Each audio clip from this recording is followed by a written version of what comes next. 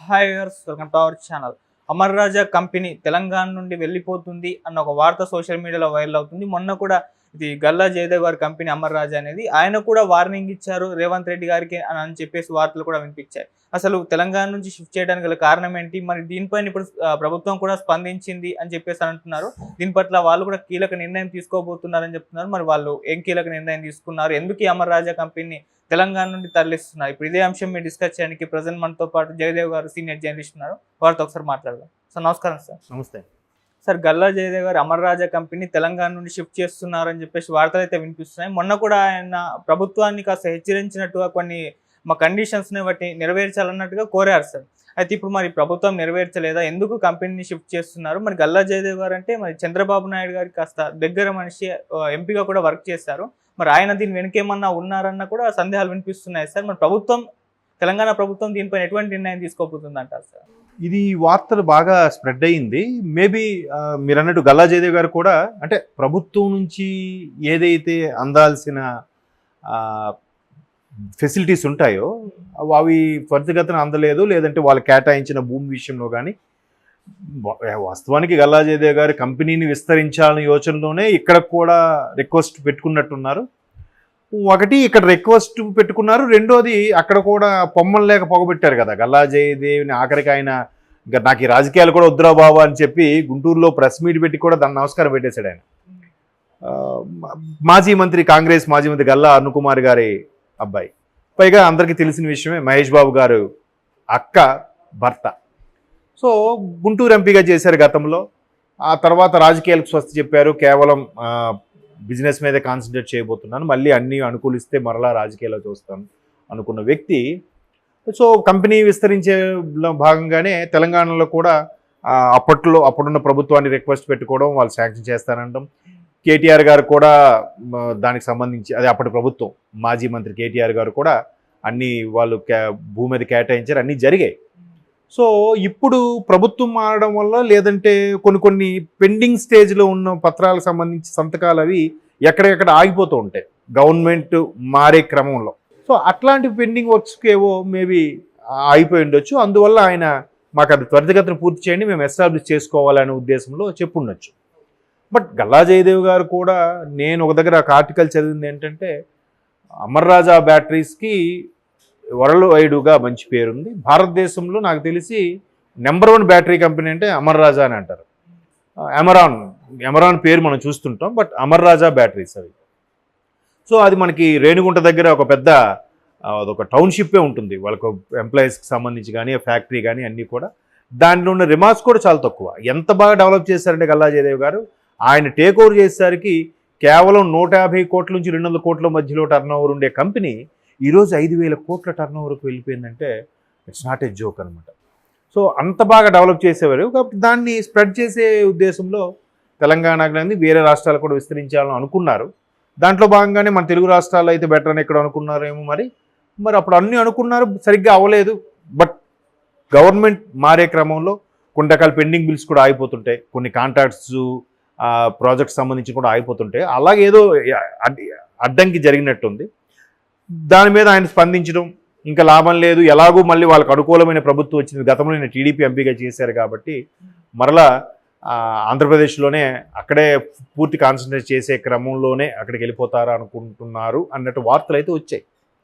So దానికి మన IT మంత్రి శ్రీధర్ బాబు గారు వెంటనే సవరణ ఇచ్చారు. ఇదేం కాదు, ఇది ఏవైనా ఉంటే మేము ప్రభుత్వ తరఫున చేయాల్సింది చేస్తాం, వాళ్ళు కూడా మాకు రిక్వెస్ట్ పెట్టుకున్నారు, ఖచ్చితంగా సాల్వ్ చేస్తాం. ఇదంతా ఏమో కేటీఆర్ గారు ప్రోద్బలంతోనే ఏమో వచ్చేసేలేదు. అప్పుడు ఆయన విస్తరించే పనిలో ఆయన వచ్చి అడిగారు, ఈయన కూడా శాంక్షన్ చేశారు. మేమైనా అంతే. తెలంగాణ ఇప్పుడు పెట్టుబడులు తీసుకొస్తున్నాం, దావోస్ వెళ్ళాం, పెట్టుబడులు తీసుకొచ్చాం. ఇప్పుడు మళ్ళీ ముఖ్యమంత్రి గారు యుఎస్ వెళ్ళారు, అక్కడ నుంచి కూడా పెట్టుబడులు తీసుకొచ్చే అవకాశం ఉంది. మేజర్ ప్రాజెక్టులు అమెజాన్ లాంటివి కూడా ఇక్కడ తీసుకొచ్చాము, మెయిన్ రీజనల్ ఆఫీస్ కింద తీసుకొచ్చారు. కాబట్టి వీటన్నిటి మీద మేము కలిసి మాట్లాడదామని చెప్పి మొత్తానికి ఐటీ మంత్రి శ్రీధర్ బాబు గారు వివరణ ఇచ్చారు. అయితే మరోవైపు ఇంకో వార్తలు ఏంటంటే, ఎలాగూ అనుకూలమైన ప్రభుత్వం ఆంధ్రప్రదేశ్లో కూడా ఉంది కాబట్టి బాబు గారు ఎవరెవరినో పిలిచి, రండి మీకేం కావాలి, సింగిల్ పేజీ డాక్యుమెంట్తో నీకు కంప్లీట్ చేస్తా. అది భూమి వ్యవహారం అవ్వచ్చు, ట్యాక్సుల రూపంలో అవ్వచ్చు, లీజుకి సంబంధించి అవ్వచ్చు, ఏవైనా సరే మీరు ఇమీడియట్గా ఇక్కడికి వచ్చి ఎస్టాబ్లిష్ చేయాలన్న దాని మీద 2014 నుంచి 19 మధ్యలో ఏవైతే వచ్చి ఆగిపోయాయో వాటిని పిలిపిస్తున్నారు, కొత్త వాళ్ళని కూడా ఆహ్వానిస్తున్నారు. ఆల్రెడీ పార్టీలో ఉండి ఎంపీగా చేసి రాష్ట్రం యొక్క గోడుని, రాష్ట్రం యొక్క బాధని పార్లమెంట్ సాక్షిగా వినిపించిన గల్లా జయదేవ్ లాంటి వ్యక్తులకి ఎందుకు కేటాయించరు? ఖచ్చితంగా కేటాయిస్తారు. సో మళ్ళీ బాబు గారిది వచ్చింది కాబట్టే మేబీ వీళ్ళు మళ్ళీ మన సొంత గుటికి వెళ్ళిపోవడానికి ప్రయత్నించడంలో భాగంగానే ఇక్కడ ఈ విధంగా ప్రవర్తిస్తున్నారన్న విమర్శలు కూడా ఉన్నాయి. కాంగ్రెస్ వాళ్ళు ఏమంటున్నారంటే వీళ్ళు మళ్ళీ బాబు గారు గవర్నమెంట్ వచ్చింది, ఎలాగో బాబు గారు తాలూకు మనిషి అయినా టీడీపీకి చెందిన వ్యక్తే, సరే మళ్ళీ వెనక్కి వెళ్ళిపోవడానికి ఇలాగ కాంగ్రెస్ మీద బురదలుతున్నట్టున్నారు, మా తప్పుదేమీ లేదు అన్నట్టుగా కూడా వీళ్ళు మాట్లాడుతున్నారు. సో అట్లాంటి పెండింగ్ వర్క్స్కి ఏవో మేబీ అయిపోయి ఉండొచ్చు. అందువల్ల ఆయన మాకు అది త్వరితగతిన పూర్తి చేయండి, మేము ఎస్టాబ్లిష్ చేసుకోవాలనే ఉద్దేశంలో చెప్పుండొచ్చు. బట్ గల్లా జయదేవ్ గారు కూడా, నేను ఒక దగ్గర ఒక ఆర్టికల్ చదివింది ఏంటంటే, అమర్ రాజా బ్యాటరీస్కి వరల్డ్ వైడ్గా మంచి పేరుంది. భారతదేశంలో నాకు తెలిసి నెంబర్ 1 బ్యాటరీ కంపెనీ అంటే అమర్ రాజా అని అంటారు. ఎమరాన్ పేరు మనం చూస్తుంటాం, బట్ అమర్ రాజా బ్యాటరీస్ అవి. సో అది మనకి రేణిగుంట దగ్గర ఒక పెద్ద అదొక టౌన్షిప్పే ఉంటుంది, వాళ్ళకు ఎంప్లాయీస్కి సంబంధించి కానీ ఫ్యాక్టరీ కానీ అన్నీ కూడా. దాంట్లో ఉన్న రిమార్క్స్ కూడా చాలా తక్కువ. ఎంత బాగా డెవలప్ చేశారంటే గల్లా జయదేవ్ గారు, ఆయన టేక్ ఓవర్ చేసేసరికి కేవలం 150 కోట్ల నుంచి 200 కోట్ల మధ్యలో టర్నోవర్ ఉండే కంపెనీ ఈరోజు 5,000 కోట్ల టర్నోవర్కి వెళ్ళిపోయిందంటే ఇట్స్ నాట్ ఏ జోక్ అనమాట. అంటే అక్కడ బాబు గారా లేదంటే అనుకున్న వాళ్ళ కాదు, బిజినెస్ అల్టిమేట్గా బిజినెస్ చేసేటప్పుడు ప్రస్తుత కరెక్ట్గా ఆలోచిస్తే లాభాలు వస్తున్నాయా లేదా, దాని మీద కొన్ని వందల మంది వేల మంది బతుకుతున్నారా లేదా, వాళ్ళ జీవనోపాధి కూడా సరిగ్గా ఉంటుందా లేదా, దానివల్ల చుట్టుపక్కల గ్రామాలకి పొల్యూషన్ పరంగా కానీ ఏ ఇబ్బంది అడ్డంకులు లేకపోతే ఎవరు ఎక్కడికైనా వెళ్ళి బిజినెస్ చేసుకోవచ్చు. కాశ్మీర్ నుంచి కన్యాకుమారి వరకు ఎక్కడైనా మనం స్థాపించి చేసుకోవచ్చు. ఆ పరంగా ఆలోచిస్తారు తప్ప ఆయన మావోడు కాబట్టి మావోడైనా కూడా అక్కడ బిజినెస్ సరిగ్గా, అక్కడ అవసరమైన ల్యాండ్, అవసరమైన ట్రాన్స్పోర్టు, అవసరమైన మెయిన్ వాటర్ కావాలి, వాటర్ రిసోర్స్ అవి లేకపోతే మనవాడైనా లాస్కి పెట్టుకోలేడు కదా. వాటర్ రిసోర్సు అక్కడ రిసోర్స్ నది పక్కన ఏదైనా అవకాశం ఇచ్చారనుకుని దగ్గరలో నది ఉంది, వాటర్ తెప్పించుకోవచ్చు, లేదా మ్యాన్ పవర్ తక్కువ దొరుకుతుంది, ఇంత విస్తారంగా ఉండే భూమి ఇంకెక్కడా దొరకదు అనుకున్న నేపథ్యంలోనే అట్లా బిజినెస్ని ఎక్స్పాండ్ చేయడానికి, వాళ్ళ లాభాలు పొందడానికి అవసరమైన సదుపాయాలు చూసుకుంటూనే చేస్తారు తప్ప మావాడు కదా అని చెప్పి లాస్ వచ్చి నాకు తీసుకెళ్ళి పెట్టరు కదా. సో అట్లా అయ్యుండొచ్చు. బట్ వీళ్ళు కూడా లేదు, మేము అన్ని సౌకర్యాలు కల్పించడం కూడా ఎందుకు వెళ్ళిపోదాం అనుకుంటున్నారు, మేబీ బాబు గారు వచ్చారని వెళ్ళిపోదాం అనుకుంటున్నారా, అదేం లేదు, మేము అది మాట్లాడి ఏదో సార్ట్అవుట్ చేస్తామని కూడా కాంగ్రెస్ వాళ్ళు మాట్లాడుతున్నారు.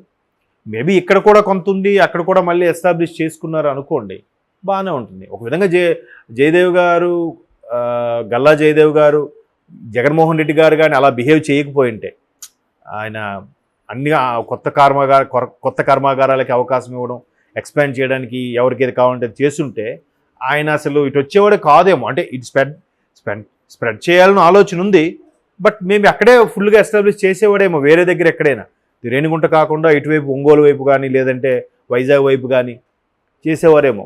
బట్ జగన్మోహన్ రెడ్డి గారి పరిపాలన వల్ల కూడా కొంత పక్క రాష్ట్రం వెళ్ళిపోవాలని పరిస్థితి వచ్చింది. చూద్దాం, మళ్ళీ బాబు గారు వచ్చారు కాబట్టి ఇది కుదుర్చుకొని ఇక్కడ కూడా వేరేది యూనిట్ పెడతారేమో అని మరి చూడాలి.